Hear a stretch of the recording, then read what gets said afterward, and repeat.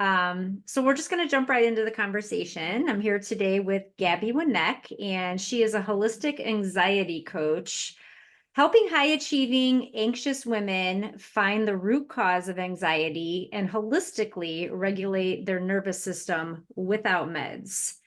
And I think that this is something everybody needs to hear. This is like describing every woman I know. Yeah, So, yeah.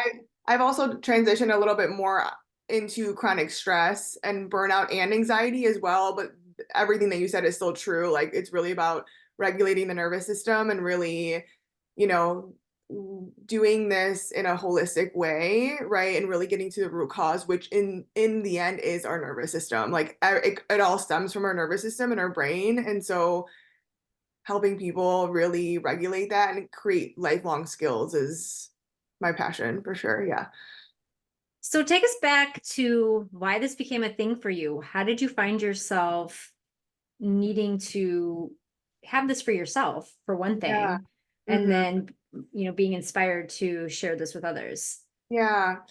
My journey really started really in the beginning of college, right? I went into college as a secondary education and biology major of all things. Like I come from a line of teachers in my family. My mom, brother, sister-in-law, aunts, like everyone's a teacher. And I was like, okay, maybe I'll teach. Took biology, was good at it. I was like, well, I don't really know what I'm going to do with this. I don't want to teach, like especially secondary education. Like Yeah. currently I don't even work with adolescents because for me they're difficult to work with. And I took a psychology class by a sports psychologist and I was like, this, I love this. This is amazing. And I declared psychology. And then the overachiever in me was like, well, I have all these extra credits, so I might as well major in something else. Found social work and of course double majored because bang for my buck, right? Like, let me just, if I'm already in college. So I did that doing my internship and finishing in the summer. And then I wanted to go to Northwestern in Chicago for marriage and family therapy. And I found out the price of $90,000 for 2 years. And I Oh. was like, oh, we're not doing that.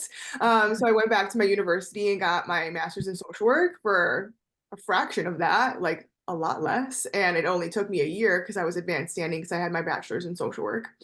And then I started working in community mental health. Not knowing what I was doing, obviously, because they teach you the book stuff, but they don't teach you how to do all this in practice.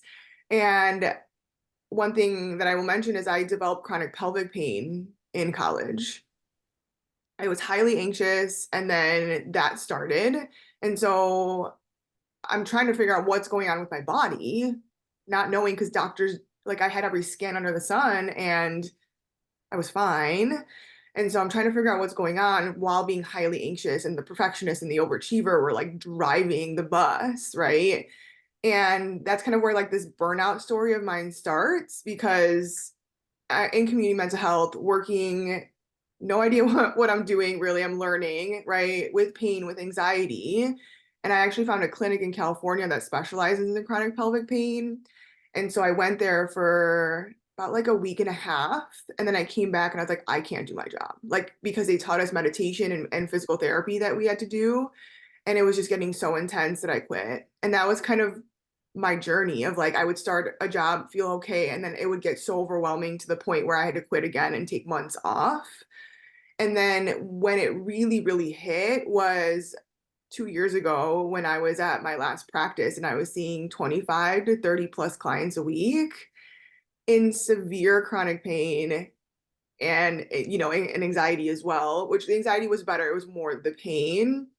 And I looked at a client, I had a weekly client. He came in every week, and I looked at him and went, I don't care what you're talking about. Like, can you please go home? And I was like, Gabby, Wow. like this, okay. I was like, it is not safe for me to be in the room right now with this client. Like it was borderline dangerous, right? Like, I was like Mm. full apathy mode. And I went to my supervisor, I was like, I need to go home. Please cancel the rest of my clients for today. And but I also knew taking a couple of days off like wasn't going to solve the issue, right? And it really took me months of taking Klonopin every single night because if I would come home with 10 plus 10 out of 10 plus pain every night because I was seeing 8 clients a day, not eating very well because I didn't have time, barely going to the bathroom, barely drinking water, right? Completely self-abandoning myself because I was seeing so many clients. And after months of doing that and feeling like a zombie because Klonopin was the only thing that helped me sleep and do it all over again, I went, Gabby, enough is enough. Like, stop. Like, you cannot keep sacrificing your physical and mental health for a job. Like, this is not okay anymore. And so I quit. And it was honestly one of the best decisions of my life because I was doing a disservice to myself and to my clients. Like, I was not giving best care because I was struggling so much. I mean, I had clients even ask like, are you okay? And I was like, okay, this is a problem. Clients shouldn't be asking me if I'm okay. And so then just through social media, I found a therapist that was teaching therapists to become coaches. And that's kind of where my coaching journey began. I was like, I need to help people that are chronically stressed and burnt out and anxious because I don't want other people to get to the point that I was because you literally feel like a zombie and it's no way to live your life at the end of the day. And so many people are in that like functional burnout, that functional, like they're burnt out, but they're still doing their jobs, they're still living their lives. Like you could feel so much better. And I want to help people feel better and get all this stuff off, or at least take some of these things off their plate, because we all have so much going on. Yeah, absolutely. And the journey that you've been on with just trying to navigate your inner crazy, as a lot of Yeah, people refer to, or the inner chaos, just trying to settle that down so you yeah, can even help other people, right. I imagine was and probably continues to be something that you have to just be very aware of and continuously work at. Yeah. Um, what would you say is one of your biggest triggers of the anxiety? Why did you develop that so intensely? I was anxious ever since I was a child. Like it was just there. The overachieving and the perfectionism was always there. I remember my mom being like, you always had to be perfect. You always had to have straight A's. Like you would get so, you'd be so hard on yourself when you didn't. And my mom said, we never put that on you. We never told you you had to have straight A's or be the best at everything. Like you just had that in you. So again, like it's so hard to pinpoint exactly where that came from, whether society or generational stuff or like there's so many things that we have subconsciously that we don't know where it comes from. And that just was something that was a theme throughout my entire life, really. And I really had to work on retraining those parts of myself because they were loud, especially when I was working. There was that overachiever that was like, you have to do this. You have to work. You have to make money. You have to. I'm like, and I really had to like sit with her and be like, why? Like why do we have to achieve and be the best at all of this? And really had to like listen to her and then give her a new narrative, right? Of like what we're doing is enough and we don't have to do all these things. And I think that's where that self-abandonment came in because the overachiever was so loud, where I just abandoned myself, even though my body was literally screaming at me so loud. I mean, it was like, pay attention, hello. And I was ignoring it, right? Because the overachiever was just driving the bus. She was like, no, we have to achieve, we have to do all these things, right? And I think we all have those kind of parts of ourselves that's like really important to look at. The more I work on these parts, the more I see them in myself and in my clients. And I think it's really important to like gain awareness about some of these parts that might be in front of the bus or maybe driving your bus. Yeah, that's a great way to describe it too, because it isn't who you are necessarily. You are of value and worthy even without anything you ever work towards or achieve. Yeah, I feel like a lot of the ways that we feel pressure and accumulate anxiety to do better and be better is cumulative over time of what people say or how we're rewarded along the way. It's not necessarily somebody saying, you know, you have to get straight A's along the way, or you have to perform in any certain Mm. manner. It's little things, like I think about my son in first grade being rewarded with candy when he Yeah. did something. I think about the way that we glamorize getting 100% on something Yeah. and you're praised for it. And if things like affirmation are your love language, Hmm. that fuels your fire so much and you want more of that and more of that. And as soon as you don't get it, because maybe you got 80% or maybe you Right. got a C or a D or an F, that doesn't feel good. So it's like those little things along the way that Mm.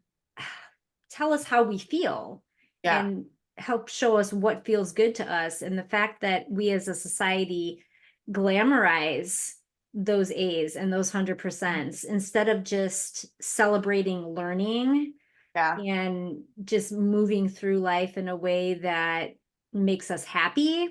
I Hmm. think I think that's really detrimental.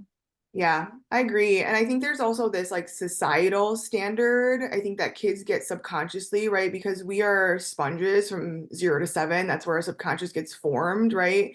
And you made me think about like, I remember my dad, like maybe I don't remember it fully, but subconsciously probably I do, where he like worked all the time, like 60 hours a week, right? Like, and I think we get this notion of like work, work, work, like achieve, achieve, produce, produce. And I think we see that everywhere, right? Like we are conditioned to, I almost kind of be machines. Like I remember in my Yeah. first job in community mental health, like I had to bill a certain amount of money through insurance. And if I didn't, I was penalized. Like they made us stay on the phone call with a client for 8 minutes because then we can bill a 15-minute session. Like Wow. that is so unethical, first of all, but it's beyond Mm. like ridiculous. Like we are not machines. Like we are not meant to like mass produce. Like this is not how we operate as humans. And but like that's what we're conditioned to be. It's like go, go, go all the time. And so no wonder people are experiencing anxiety and stress and burnout because we're only supposed to be in fight or flight for about 20 to 30 minutes. And we're Mhm. in it all the time. And so no wonder people are anxious and getting pain and getting ailments, physical, emotional, mental, spiritual. Like it makes sense. For sure. Yeah. I mean, we are just submerged in all of that energy all day, every day from everything around us, pulling us deeper into that. And I think people like yourself that are doing work to kind of break those cycles, becoming aware of it because of your own struggle with it, for sure. But then recognizing that it's not just you, right? It Mhm. is Right. everybody really dealing with this in some way. And you had used the term functional freeze in a Mhm. previous conversation we Yeah. had about how we shut ourselves down so much and become those machines to such a degree that we can't even see that we have other options. Mhm. And that's where people, I feel like, either completely lose themselves, people completely check out and just walk through life as a zombie, or in the worst case scenario, just decide to stop walking. Yeah. Um, Tell me about how we become aware. Like, how can we really step out of that repetitive pattern to Mhm. be able to just move away from all those pressures? Yeah. I think it's hard when you're in it, right? Sometimes it's kind of like being in the eye of the storm. It's like you don't realize that there is a storm because you're so used to it, right? Um, I think it takes a lot of self-awareness, right? And really knowing how our nervous system works, and knowing how you can feel and how you are feeling, right? And I think those are kind of warning signs of like cynicism, right? Of like, oh, I have to do my job again, like, oh, life again, like I have to get up and do this again. Like that's a really big sign that we're in that kind of burnout area, right? I feel like we're constantly tired. So fatigue is a big one. Like we all get fatigued, but if you're like really, really tired all day, every day, like that's a really big sign as well. That kind of like hopelessness of like, this is never going to get better. I'm stuck in this, right? Like there's no other option, like you talked about, right? Like when we see some of those signs, like those are warning signs. Like we need to really, either do some self-reflection or get help. And there's so many therapy, coaching, like there's so many support groups, like there's so much help out there and so many resources. Um, just to be able to do something different, right? Because we have to do something different in order for something to be different. Like nothing changes if nothing changes. But it's hard. I think, sometimes you have to see things on the outside to be like, oh, that's me, right? Like Mhm. because you're so in it, and sometimes it's really hard just to be in it, because your nervous system has gotten used to being in it, Mhm. right? It's like we're just like an autopilot. Like you're used to it because that's the only thing you know. It's habituation, right? Like your nervous system and your brain get used to being in a certain state. For sure. There was a point in time where my son was playing with an iPad, the camera setting on an iPad or the video recording Yeah. setting. And it was at a point in my life where I was feeling super just overwhelmed and Mhm. overextended, right? And he was playing with the video and taking video of me while I was kind of walking in and out of a room. And, it was like bedtime. I'm like saying something along the lines of like, okay, you set it down. It's time to get ready for bed. And I didn't think about it at the moment. But Mm, later, when I looked back at that video, I had this moment of like an aha moment of the energy that I was giving him. Like I looked like such a overwhelmed mom and just a tired, like frustrated mom in that video. And I was. But yeah. my point in sharing all of that is when you become so full of stress and anxiety and pressure that you don't have anything left of like Hmm. love or affection or compassion for the people that are supposed to be most important to you, that is like a telltale sign to me because you're supposed to be going out into the world, for one, being of service, of course, but doing it in a way that also fuels your family, right? And sustains your family. And when you come home and you have nothing left for your family other than your frustrations, that's huge. Yeah, totally. And that's, like you said, another sign, right, of like frustration, irritability, right? Like if everything is making us mad or pissing us off, right? Yeah. And then, like you said, like I always kind of describe it where it's like you're doing 80% work, but you only have a 20% battery, right? Like Mm-hmm. kind of like you said, like overextending yourself. You're doing more, but you don't have it in your cup. Right. And a lot of us do that. We give and give and give, but we don't know how to either receive or to slow down and take that time for ourselves in whatever way that works, right? Like we have so much going on that we don't Yeah. have time for friends, for family, for our partners, spending quality time with our kids, doing hobbies, doing those things that make us relax or find joy in our life, being out in nature, exercising, like all of these things that give you energy and build up that, or, pour into that cup that you're giving away without, which I understand because we have so much going on in our lives. It's hard to prioritize some of those things when you have work, a family, kids, maybe finances are tight. Like, you know, we have so much activities, like, especially like activities with kids, like, like there's so much going on. And so I understand why people don't necessarily prioritize that because there's so many other things that are quote unquote more important, or we think that are more important, even though resting is just as important as all the other things that we have going on in our lives. Absolutely. And I think that you said it right at the end of that. Um, we think that Yeah. it's not that we don't have time. We think we don't have time um, because every day, all of us are full of choices. There's choices presented every day in front of us. We may not like those choices, but they're still there. Mhm. Yeah, exactly.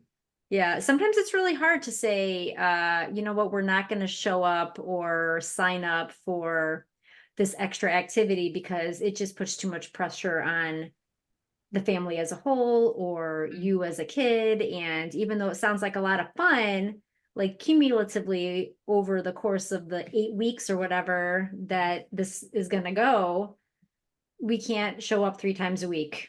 Um, Right. consecutively Right. and give that much of ourselves because it is just adding to the pressure that we already feel.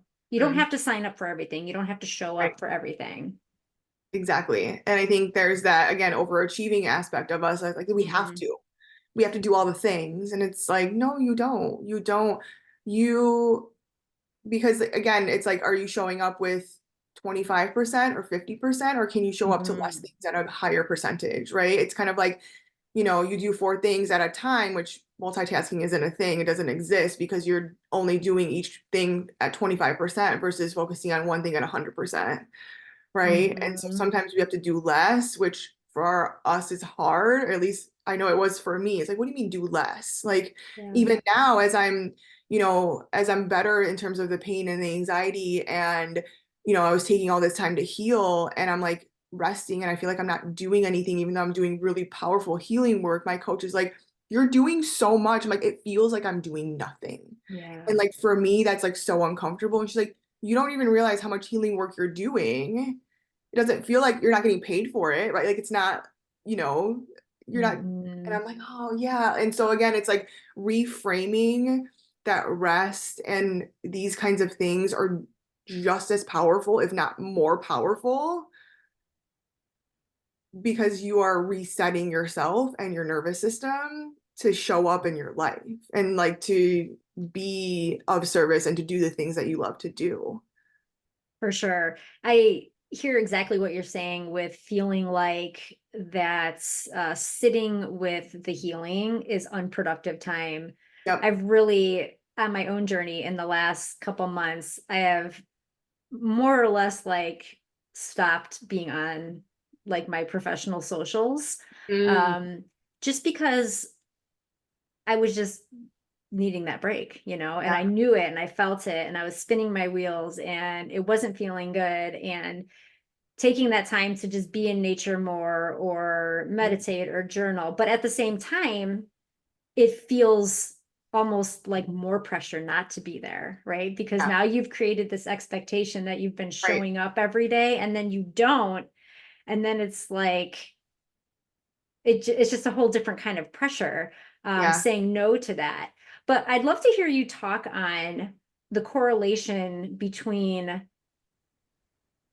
saying no, Mm, giving yourself permission to say no when everybody else expects you to say yes, and how that is intertwined with just releasing yourself from those anxieties and pressures. How does that yeah, look?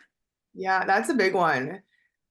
People pleasing is another part of us that is people pleasing is a trauma response Mm-hmm. the day. So, we have fight, flight, which is your sympathetic, you have freeze, and then you have fawning, which a lot of people don't know about. So, fawning is people pleasing, right? It's this notion of I'm gonna say yes because if I say no, there's gonna be some sort of consequence. And we learn that in childhood usually, right? Because if we say no to our parents, well, that's not usually a good thing, right? You don't want a child telling you, no, Yeah. I don't want to do this, or no, I'm not going here, right? Like you learn to Yeah. be submissive in a way, like to say yes, because then you know that there's not going to be any kind of consequence, right? So then we learn to not Mm. say no. And that can be very anxiety producing because we then end up in situations that we don't want to be in because we don't know how to say no, because we're so scared that if we say no and put up a boundary, something bad is going to happen, Yeah. right? And so setting boundaries is important, but we want to start setting boundaries in a small way and then work your way up because you don't want to just, like your mom's going to call you and you come to dinner. No, I'm not coming. Like that might be a little too much, or like, telling someone that you don't want them in your life anymore or something like that. That's a very extreme boundary. So we want to start off with something that is smaller, right? So maybe someone invites you, a friend that's like, oh, just come out. And you can say, like, I will check and see how my energy is. And then maybe you say like, yeah, today's not going to be a good day, but have fun, have a good time, right? Like we want to create those kind of boundaries in a smaller way to practice what it feels like to say no in your body. And at first, it's going to be uncomfortable and it's going to produce anxiety. And there might be some pushback from the other person if you're creating a boundary, right? I always tell clients Mhm. like, be like, just so you know, they're going to react, especially if you have never put up a boundary before. It's going to take some practice, right? And you're going to have to sit with maybe their reaction, but also their reaction is not your responsibility because that's their issue. Yeah. That's their emotions that's coming up. Very valid, of course. And knowing that you're doing something that you need to do for yourself. And over time, it gets easier to be able to like retrain that people pleaser part to be like, I'm allowed to take care of myself and put up Mhm. boundaries, even though it might upset other people. But Yeah, that's I a love hard that so one. much. Yeah, it's And a it's it's a true big though. part in people. People take it very personally when you tell them no, even when it has Right. nothing to do with them. Yeah. I was listening to something recently that talked a lot about just being truthful in your no. A lot of us have made it a habit to try to like make up an excuse for our no. Yeah. Like it's oh, I can't. I've got so much to do tonight. When really you just want to like rest, right? It's not that you have everything to do. You have nothing to do and you're so thankful you have nothing to do. But it Yeah. doesn't seem like an appropriate response Mm, to an invitation, right? right. So, but I was listening to a conversation that talked about how much better received that no is if you just say, I Right. would love to come, but I just feel really overextended and I need to rest today. But please invite me again next time you know, do this thing. Totally. Um, and I feel like people would receive that so much better than some excuse you make up. Hmm. Yeah. I think the excuse feels easier Mm, for our nervous system than like the actual truth because then I think there's that little bit of that like vulnerability piece of being able to like really share how we're feeling. Like you said, yes. even though I would much rather someone tell me the truth of why they don't want to do something versus give me like a BS excuse of Mm-hmm. oh whatever happened. I'm like, well, just if you don't want to come, then tell me, right? But I think we get scared that Mm-hmm. someone's not going to receive that, or we might, whether we get rejected or whatever's Yeah. going to happen, that it's easier to say the excuse. Uh-huh.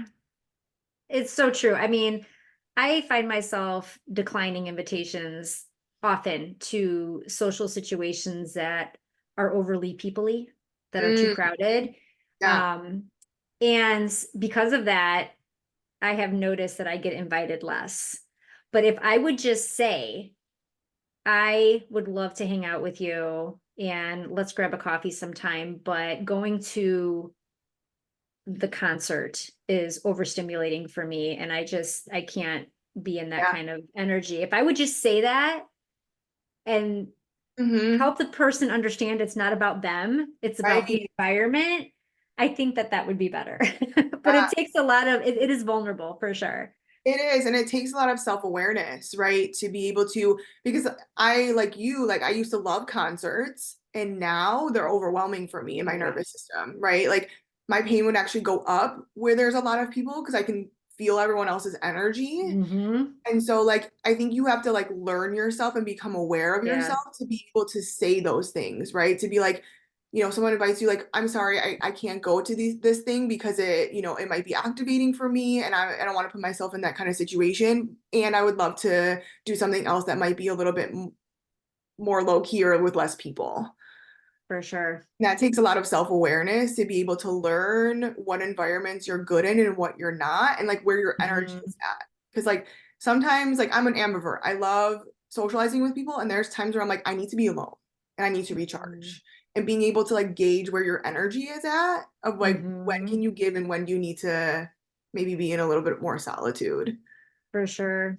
I think it's also asking yourself, what's it worth to you? Because if Mm, you're going to be so just overwhelmed yep. and overstimulated that then you need to take a day or two to like rejuvenate yourself, that's probably a telltale sign that that particular invite or Mhm. outing or events or whatever should be a pass.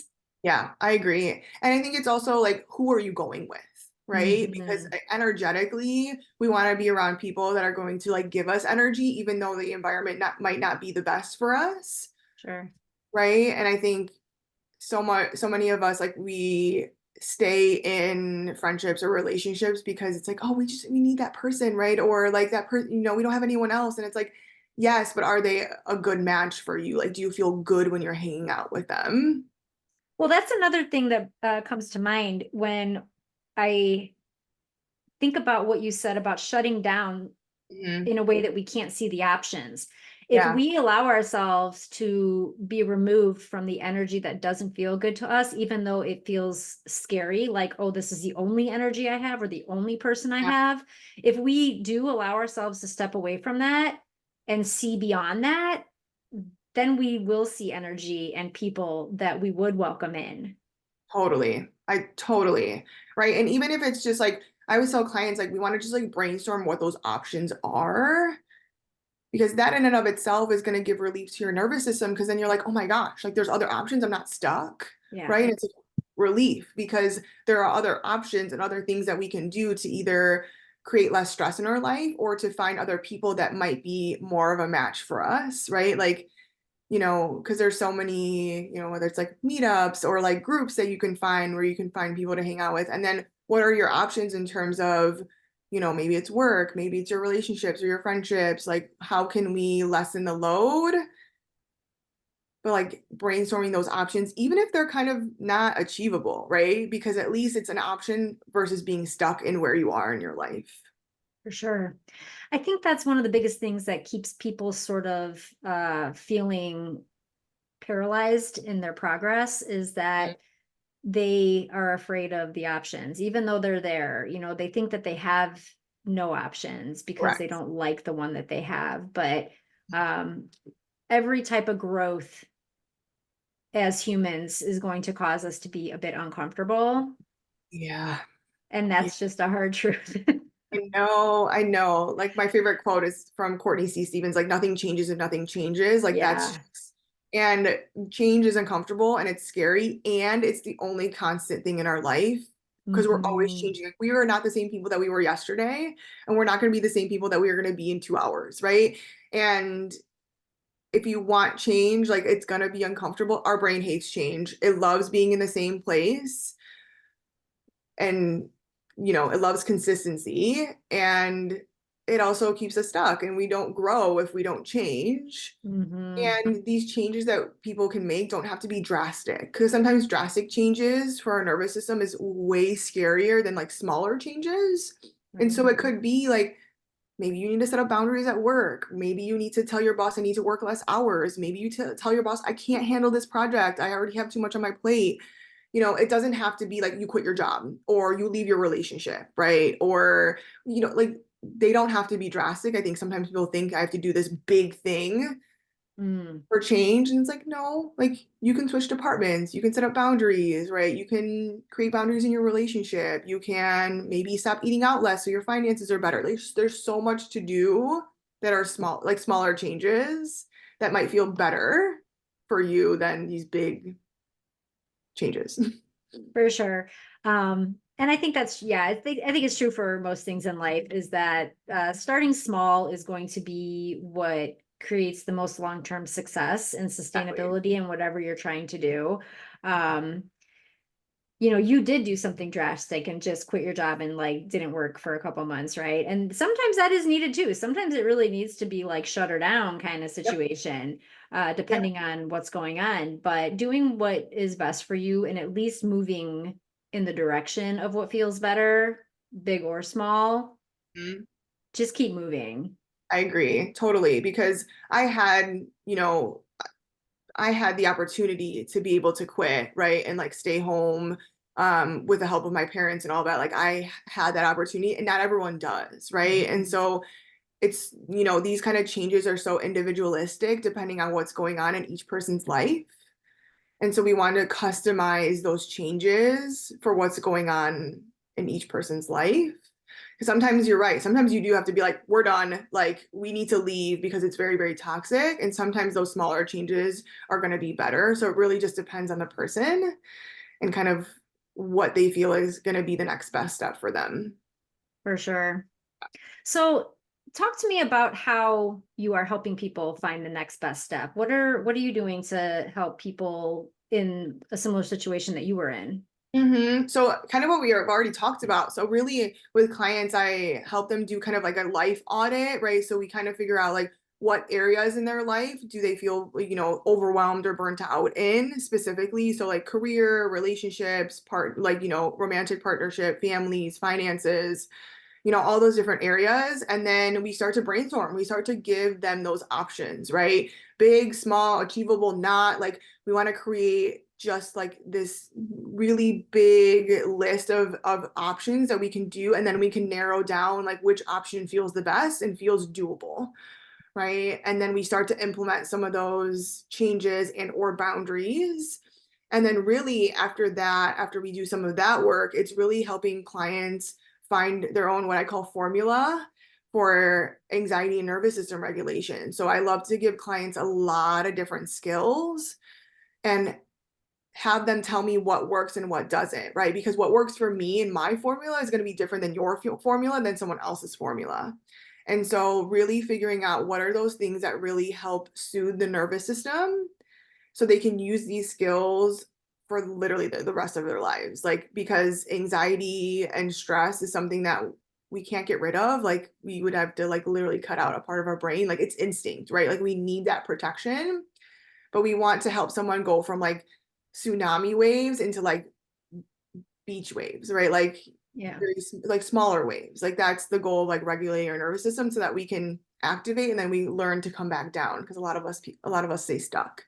And so it's helping create that formula. And then if it comes up, like working with those parts, right? Like the overachiever, the people pleaser, the fixer, the helper, the perfectionist, and then really helping clients create a sense of self-compassion with the parts and with yourself, right? Because your brain and your body are doing their job of protecting you. Like, that's their entire job, is to protect you. And so if we can come at it with like, thank you for doing your job, versus like, oh, come on, nervous system, like just get it together. Like, that's because I think a lot of us are frustrated, which makes sense. And that's not going to help regulate your nervous system, versus self-compassion will, because you're enveloping your nervous system with love and being like, oh, thank you for protecting me. Thank you for doing your job. This is the only way you know how to protect me.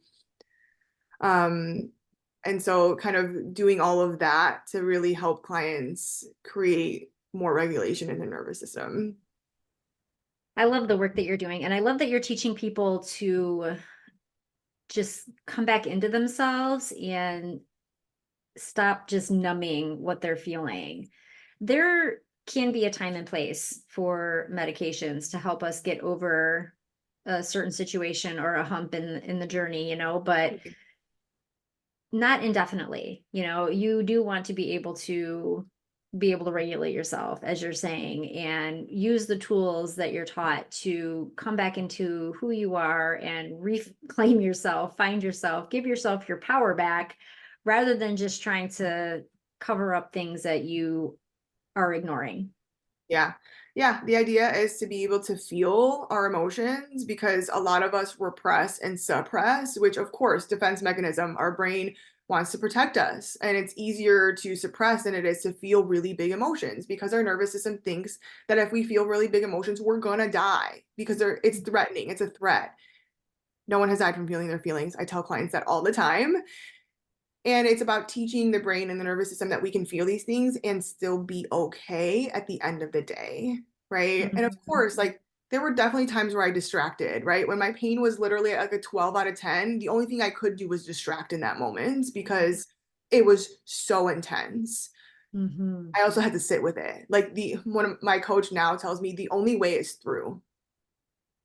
I love that. This is literally the only way Mhm. to get through this, is to teach your brain and your nervous system that you're going to be okay with either the emotions or the pain or the anxiety. Like, it's all going to shift and change eventually. It Yeah. always does. It always shifts. Like, Hmm. I mean, I haven't been in a pain flare for weeks and weeks and weeks. Like it's always shifted, right? But it's like allowing that shift to happen in its own time and being like, okay, I'm still here, I'm safe, like, or I'm safe enough in this moment, right? Hmm. Um, and that's the work, and it's hard.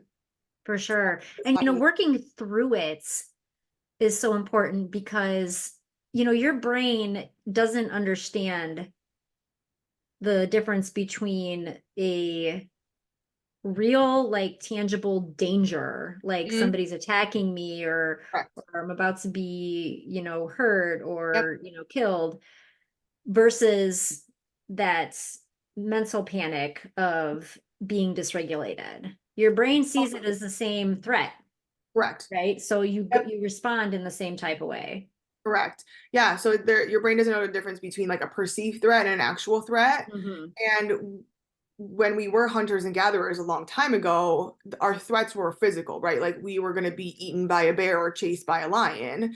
Now it's all emotional, right? Like most of us, if hopefully most of us are, safe, physically, where we don't have things that are attacking us. So it's all emotional, and the brain thinks that emotional threats are the same, and it's gonna respond the same way as if there's a physical threat. Hmm. Yeah, and I think the emotional threats, um, they can still be to our detriment for Absolutely. sure, but it Totally.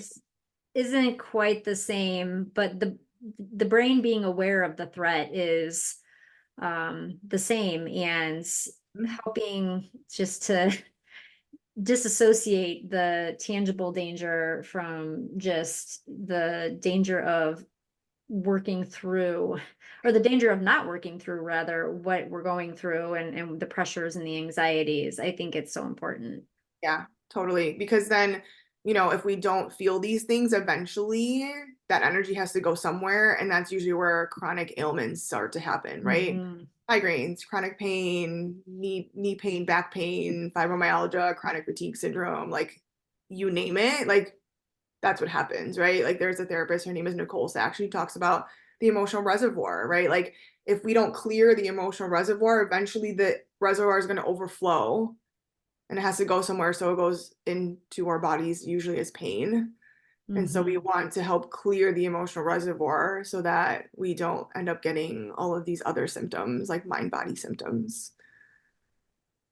Gabby, tell us what somebody could start doing in a tangible way every day to Mm, start, just what can we do to start the journey of kind of sifting through all of the pressures? Everybody absolutely should be speaking about what is feeling hard to them, to somebody, whether it's a professional yeah, like yourself, or journaling, or if it's to a close friend. But if those things aren't immediately available to yeah. us, what can we do every day to just start? The first thing that popped into my mind when you asked that question was movement. Because when we're in that kind of more shutdown state, that functional, like kind of burnout free state, Mhm. we're shut down. So we need more energy in the nervous system versus when you're anxious, you want to calm things down and bring them down. Right. So even if it's like a 10-minute walk, and I know you're not going to want to because I didn't want to either. That was the last thing that I wanted to do. And we need mobilization in the nervous system when we're in that kind of shutdown, autopilot, kind of overwhelmed state. And even if it's literally a 10-minute walk, going up and down your stairs, like any little movement is going to make you feel better. Like it is honestly probably one of the best things. Like, or it could be, there's you can like shake, like shaking your arms and your legs, like that could be helpful. Like, put on your favorite song and like start dancing, right? Like any kind of movement. Um, for some people that more subtle movement tends to be better, even like stretching or walking, but like feeling into your body and being like what kind of movement is going to be helpful for me right now, tends to be helpful in that kind of shutdown state. Yeah, I agree with that so much. I'm a big believer in movements produces clarity in so many ways. So thank you for sharing that. As we get to the end of our conversation, which has gone far too fast, I feel So like fast.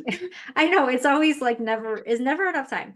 Yeah. Um, but what would you like to leave our listeners thinking about? What would you like them to take away from the conversation? That nothing ever stays the same. Like this too shall pass in that sense of nothing, yeah, nothing ever stays the same. And we think that it does, and it doesn't, because we're things are always changing. And again, it's your responsibility to start to create that change because like no one will do that for you. Like no one did it for me and no one will do it for anyone. You have to do that for yourself. And there's so much support and so many resources out there of people that just want to help you with that. And just know that like you're not alone. Like there are so many people going through this and it always feels like we're alone when we're in it because I felt alone when I was in it. And then once I reached out for help, I was like, oh my gosh, like there are other people that are feeling like this. Oh my gosh, right? And if I was able to not only basically heal from chronic pain, which I'm almost there, and get out of burnout, like you can do it too. Is it hard? Probably one of the hardest things you'll do in your life. And it is so worth it in the end to do this work for yourself. I can't even describe. I'm a completely different person than I was a couple years ago. And you're going to be so proud of taking that first step. And it's hard. And I want to validate that for people. And you're stronger than you think at the end of the day. I mean, a lot, you really are. And I just want to like give everyone like a hug, right? For taking that first step. Like, that's a huge strength for people. That was amazing information. Thank you so much for sharing that and the validation of acknowledging what is hard. But hard doesn't mean impossible, right? Yep, And exactly. everything is figure outable Mhm. if you choose to figure it out. Exactly. Um, Gabby, thank you so much for this conversation. Tell people how they can connect with you and how they can find you. Yeah. So my website's going to be the best. So GabbyWnekCoaching.com. You'll find my story on there and a way to work with me. And then there's also a free guide on there as well that people can sign up for. And then my Instagram also is Gabby Wnek Coaching as well. Yeah. And if people think it's a great fit, they can book a consultation call and see if working together would be good for the both of us. Fantastic. And of course, all those ways to stay connected to Gabby will be in the show notes for easy click access and reach out and see if there's something that Gabby can help you with. Thanks for being part of the conversation today. It's been really good. Thank you so much for having me. So much was unpacked in this episode. For me, one of the biggest eye opening comments that left me thinking was people pleasing is learned in childhood. Wow. I don't know about you, but when I sit with that, it really starts to explain a lot. It gives me a new perspective on childism, what it means to value autonomy and consent, especially in our kids. Stay tuned, there is a deep dive into that topic coming soon. Gabby left so much to absorb here that I'm sharing some journal prompts with you to help us explore and gain awareness in our journey of navigating anxiety, stress, and burnout. The link is in the show notes. All ways to get connected with Gabby are also just a click away. If you are feeling the pressure in a way that feels too heavy to carry alone, reach out to her. Don't forget to rate, share, and review today's important conversation. I appreciate you very much and love that I get to be here with you. Until next time.